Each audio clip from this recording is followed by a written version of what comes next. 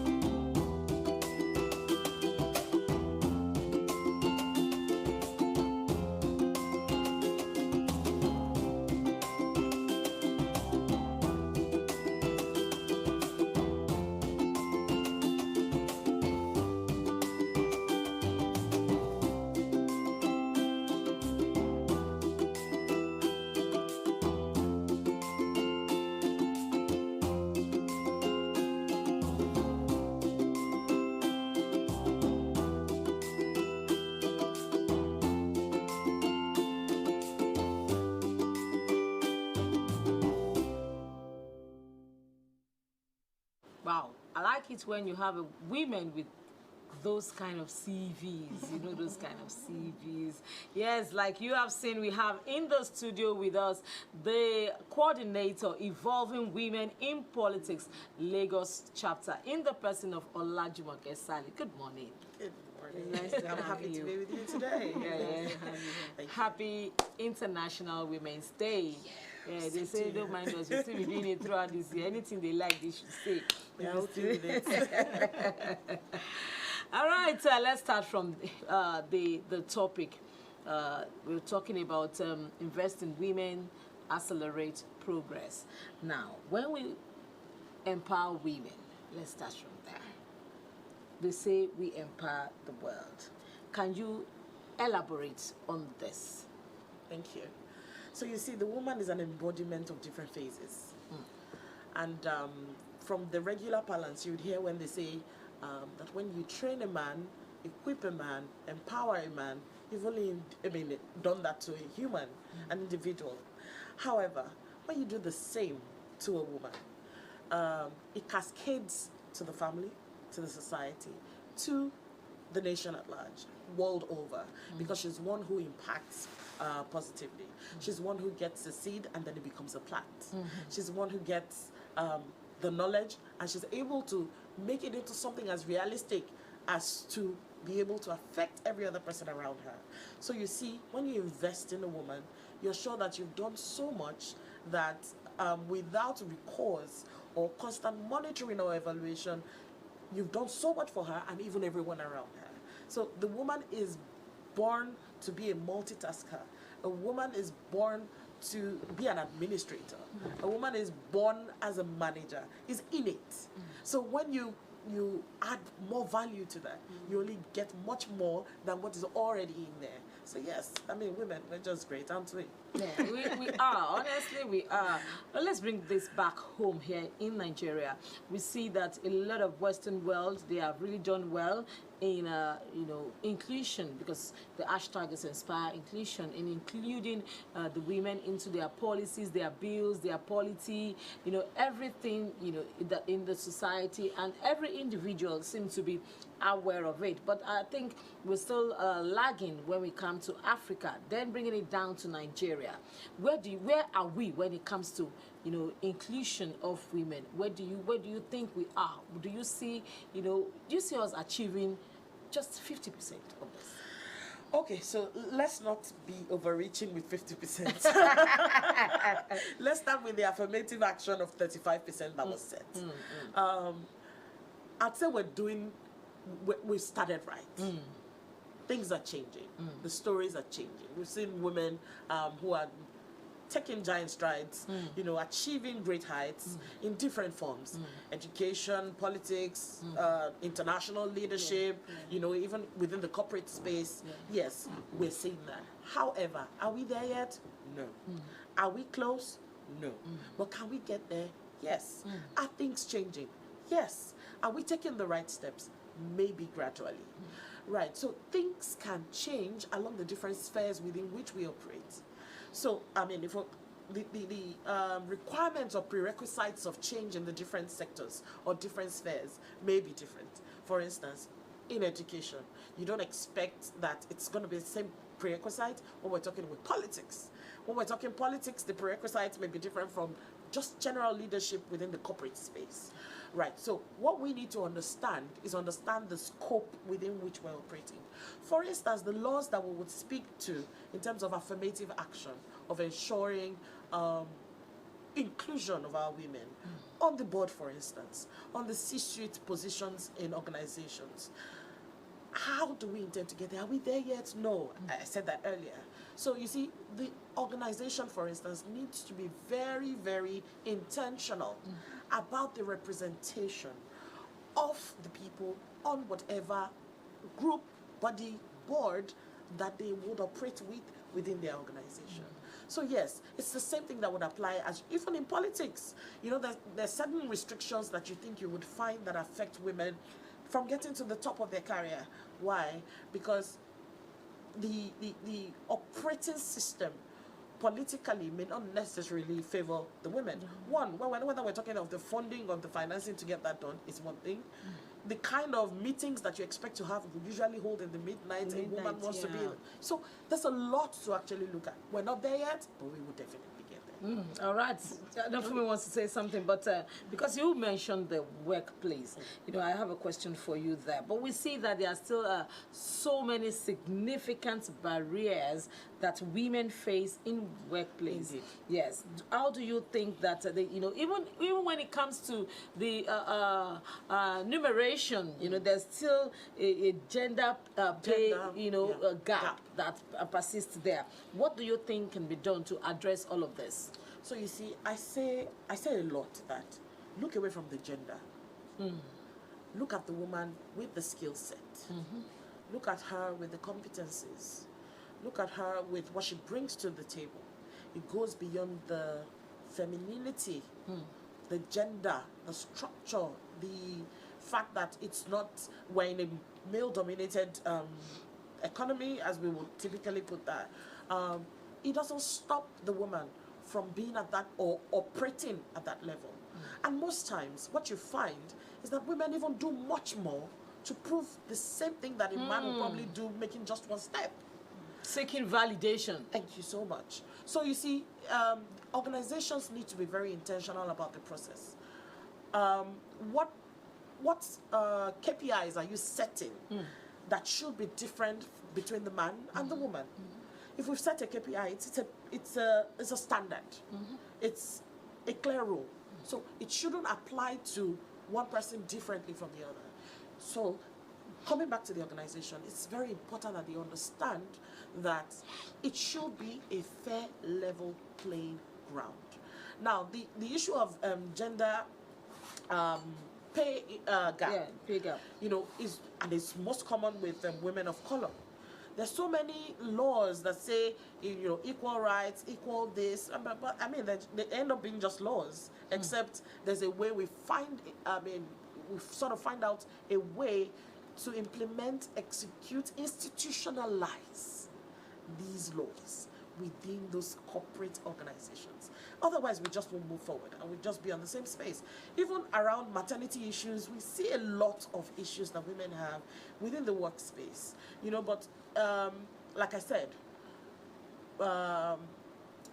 gaps are being gained, or rather, moves are being made. We're getting somewhere. Of course, it's changing. We cannot but acknowledge the fact that we're not where we started from. Are we where we want to be yet? No. But we will definitely get there. Once we make it an intentional bit in the process of ensuring affirmative action in every step that needs to be taken. Even if it's just a cooperative society you want to set up. There's going to be an executive team of that cooperative society. What is the composition of the executive team? At times you find that maybe they have like 5 or 6 executive members, about 6 over 6 or 5 over 6 are male. It's not because there are no females that competent, but it's just what it is. So as little as that's what I'm trying to say. Intentionality. We need to put that at the back of our minds to understand that something needs to be done. All right. Yeah. Okay. Talking from your introduction, we made it very clear that women are trailblazers. Women are multitaskers, and then the way they carry all of this from home to work to the community globally. To an extent, the men would feel that women are we are, how will I say it now? Trying to usurp power or something? No, that we are overbearing? No. That we are something like a challenge to them. Right. Oh, okay. Yes, we're a challenge to them. They feel intimidated. So what's your take on when women pull themselves out, the all of them out, we tend to be better in what we do? And some of these men, most of them feel insecure. That it's like, when I give this opportunity to a woman, she's going to do it better. And in some cases, we found some women do that to an extent that they feel like, okay, no, now I'm not the breadwinner of the house. What's your take on that, and how can that be curbed to the minimal level? Okay, so you see, I don't know about curbing complexity or, feeling less of yourself because you think somebody is better. Doing better. I'm sorry, I'm not going to dim my lights. Okay. Right? So it's important for men to, the theme for this year is very apt. Inspire inclusion. So you see, the inclusion of women into the mainstream of these activities doesn't end there. Inclusion also affects the bit of men understanding that they are included in the process of making inclusion happen. Okay. So how do we adopt our male into that fold of ensuring that it happens? Men need to understand that it is not a competitive thing. It is not that we're trying to show dominance or that we're better. But, it is just innate based on the environment we found ourselves that women are naturally boxed into some kind of space, that you should only operate in a particular kind of space. So for you to be out of that space, we tend to do more. So we tend to, exert ourselves, put in our all, just so that they can see, look, I'm great. I can do it. What this man, I can even do better. Yeah.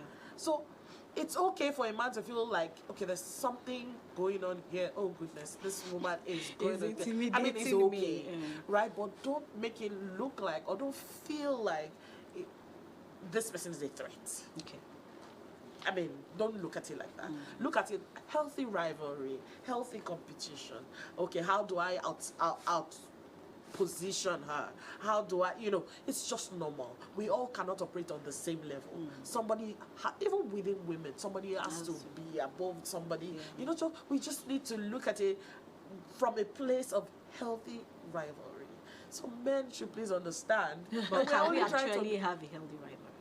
Yes, we can. Yes, we can. Very much, yes, we can. So you see, it's a function of the person. It goes beyond the topic of what the woman is doing, actions or inactions. It goes beyond that. So it's a function of the person, all the people involved. How well is the man taking it? How right is the woman acting? Because we can't downplay the fact that some women just go overboard. Particularly once they've been given a few words of accolades, it goes the other way. And then they somewhat assume it, gets into the head, and it becomes some kind of attitude towards the man. Of course, he's not foolish. He gets to a point and he looks at it, what's going on here? So you see, it's a two-way thing. Women need to understand the balance. You need to know what works for you. I understand that you're striving hard to achieve something, but you need to find the balance in relating with your male counterpart. Okay, at this point, we're still talking about hashtag Inspire Inclusion. It's yesterday was International Women's Day, and today on the show we have decided to just celebrate the woman. We still have the coordinator Evolving Women in Politics Lagos chapter, Olajumoke Saliu, with us in the studio. We want to go on a very short break now. When we return, we'll continue with our guests. Don't go anywhere. We'll be right back. All right, welcome back. The show is Born and Right, and we are still celebrating the woman. We still have in the studio Olajumoke Saliu, the coordinator Evolving Women in Politics Lagos chapter. Thank you for your time. I'm glad to be here. All right. Okay, let's take it back to the girls. Is the statement of fact that today's girl is tomorrow's woman. Not being unaware of the segregation faced by women in the workplace, in the society, at school, even in churches, mosque, religious houses, and all of that. How can we encourage the girl child of today to pursue our dreams, no matter in whatever field she decides to go? Thank you. So there's something I always find really instructive in achieving that, and it's called mentorship. Mentorship cannot be underestimated. It's an avenue for you to meet with people who have gone through your phase, people who are more experienced than you, people who should serve as role models for you, people who are operating within the space that you aspire to get into. So they will be first-hand, instrumental towards your moving from where you are to where you should be. Now, can the girl child initiate that herself? Maybe no. However, schools, religious houses, organizations that deal with girl children need to factor that into a lot of their programs and the curriculum that they operate with, to ensure that girls have access to quality mentorship that can guide them right. Even from the basis of their being feminine. Now, let's not look at the career bit of it or the behavioral bit of mentorship, or just being feminine. A lot comes with being feminine. A lot happens to you as a girl, happens to you as your body generally, maturing from one phase. So there's a lot that comes with mentoring the girl children. And so, of course, it's a three-part thing. The girl child must be willing to be mentored. The organizing body, maybe the school, the church, the mosque, whatever, must understand that they must pair right the right girl child with the right mentor. That's also very key, because there are times that the operating system of the mentor may not necessarily align with the nature of the mentee. So that's one bit. Then the mentor as well must also understand the vision of the organizing body, and must also have a mission to transform the life of that mentee, that girl child, into something that was envisioned from the beginning. So mentorship, coaching cannot be overemphasized for the girl child. And that's the only way that that girl child of today will become that successful, that brilliant, that independent, that amazing woman, the total woman that we're looking for in the future. It starts now. Right. So yeah. Investing in women, aside entrepreneurship, aside politics, aside white collar career, how more do we do that? Okay, so you see, there's something, I push a lot of non-profits. So I say, one way to also invest in women is to invest in non-profits that deal with causes that relate to women and children. Okay. Reproductive health, reproductive health care,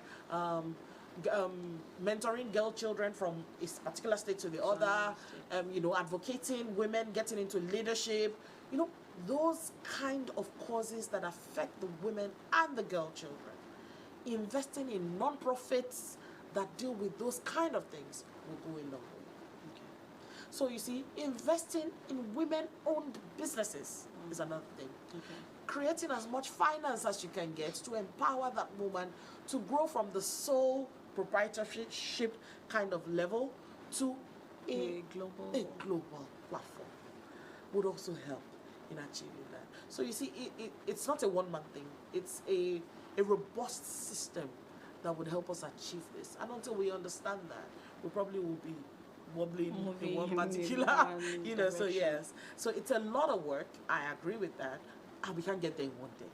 So it's only going to be a very gradual process, but intentional. I keep saying intentional, because that's the only way you realize where you are and what you want to get to, and also be able to measure your steps. How far have we gone? It's very important. So that way you can agree your timelines, agree your deliverables, agree the goals and when they should be achieved. So yeah, that much can be done. So looking at the Nigeria factor, talking about culture, talking about tradition, I think this is one of the things that have made it a bit difficult for women to be fully included in anything everything that concerns us, especially. Okay, don't let me say especially. Okay, so now let's streamline it a bit to the place of religion. Right. How more can women, because when we look at it, both either you're a Christian or you're a Muslim, how more can, because there's this holy thing that is associated to women. Women, no, this is not your beat. This is not where you belong. You belong in the room praying and interceding. You don't have to be where on the pulpit, yes, in the light where everybody sees you. How more can we, balance this? Okay, so war room is not the only space for women. I like the that. kitchen is not the only space for women. Sure. And it even goes beyond religion. It goes also cultural, traditional. In fact, there's some culture that will tell you a woman does not even have a say when they are speaking to certain things. You can't even, you can't, I mean, who are you? Do you understand? A woman may not, some places, women don't even have a right to basic education. They don't even have a right as to when they want to marry. They don't even have a right as to the number of children they should have. So it goes beyond just religion. It goes traditional. It goes cultural. And so that's one bit of it. So to religion, of course, there's this expectation of the woman, of the girl child, that it should be that, holy. Just be there praying it out. It doesn't just happen by praying it out. Even Jesus in the Bible, it wasn't just by prayer. He canvassed, he spoke to people. You need to do this, you need to understand. That is the way. Prayer without work gets us nowhere. So a woman cannot sit in a house praying away for blessings that you did not work for. Hello, it's not going to be falling down from the heavens. Do you understand? So we need to let our women understand the bit of skill, if not basic education, like formal education. We need to understand, they need to understand the place of skill and entrepreneurship. Until our women start to have less worries about, where's the next thing going to come from? She won't give her all. She won't be the best version of herself. And when that woman is not fulfilled as a human, what is she passing on to the children that she's training? That's a valid point. Okay, let's talk domestic violence now. Personally, you know, I run an NGO that I try to cater for the feminine gender from cradle to grave, and I meet a lot of middle-aged women, you know, that are facing domestic violence, you know, from their spouses.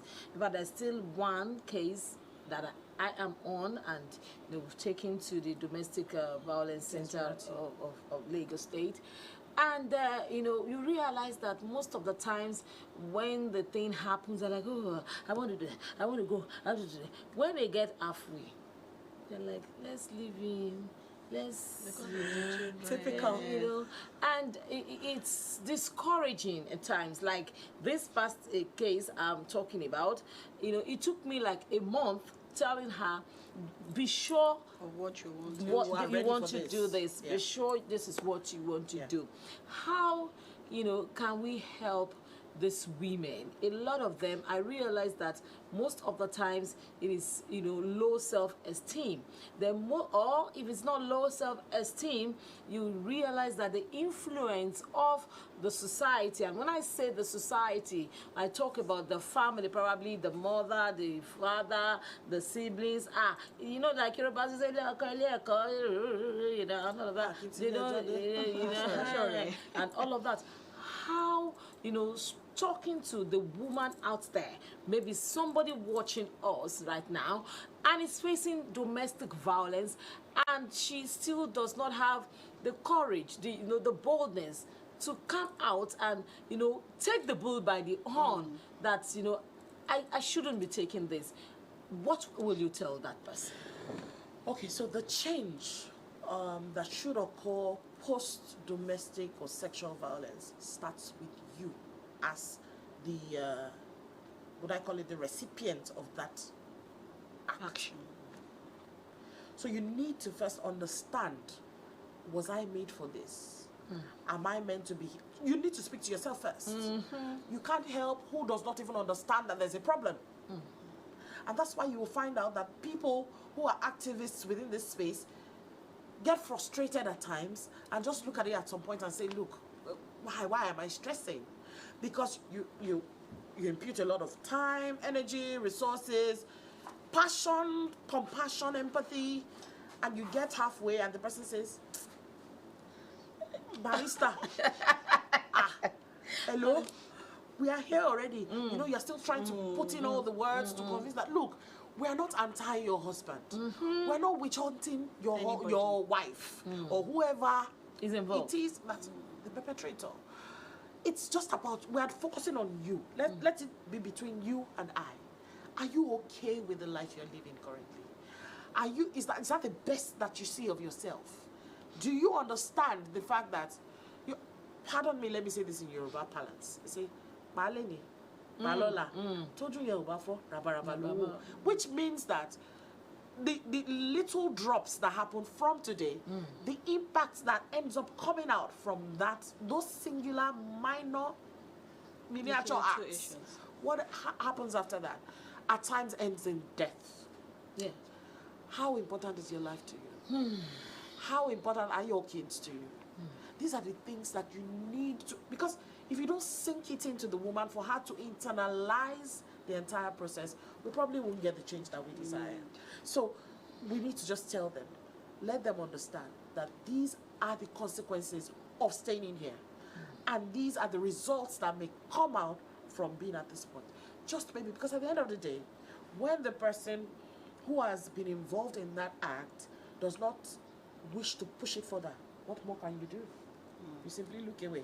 So you need to let them understand that. And also let them understand that, look, once we make a move from here, you can't get halfway and tell me. No. So if you know you're not interested, let's work with other people that we can also use that resources on fruitfully to achieve their own goals.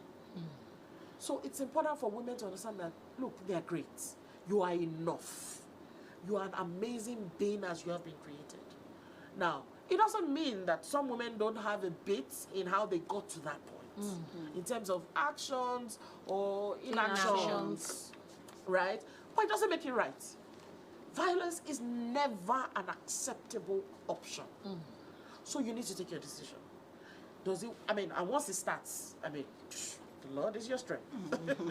So that's where we are. All right, because of time, we just have to let you go. But before we let you go, we cannot bring you here without talking about you and what you represent. You are the Lagos coordinator of, I love that name, Evolving Women in Politics. Tell us, what do you do? And, what does your association do? How do you encourage women? We still have a long way to go in the political sphere in this country. So just tell us. Okay, so Evolving Women in Politics is a non-profit that's into getting women a lot more interested in politics, leadership, governance, and electioneering. We are a body that lets women know that they can do this. We do not all just have to be in the cheerleading team of the political runners. You can also run for office. What do you need to do to get there? What kind of support do you need? That's what Evolving Women in Politics offers to women. They need to know that there's a platform that they can ride on to ensure that that dream moves from being a dream to being a reality of attaining elective offices. How do we run that successfully? These are the options that we put on the table for women, and that's what we do. In addition to that, we also do a lot of advocacy around women-related matters. Girl, children, I mean, all that we have spoken about today, that we do a lot of advocacy around that, trying to ensure that we put it out there and ensure that the laws that would enable these things come to play are put on the right path. And then the last bit of what we do is charity. Charity still along the lines of women. Women, whether aged, whether working, whether we need to empower you for welfare reasons or for vocational reasons. So yes, that's what we do in Evolving Women in Politics. Political participation, advocacy, and charity. All right. Okay, thank you very, very, very much. I'm sure that you've been having a nice time just like we have been doing here in the studio. We have been talking about it, the theme for this year's International Women's Day, which is Invest in Women, Accelerate Progress, #Inspire Inclusion. And we've had in the studio with us the Lagos chapter coordinator of the Evolving Women in Politics in the person of Olajumoke Saliu. Thank you very much for your time. Thank you for having me. Thank you so much.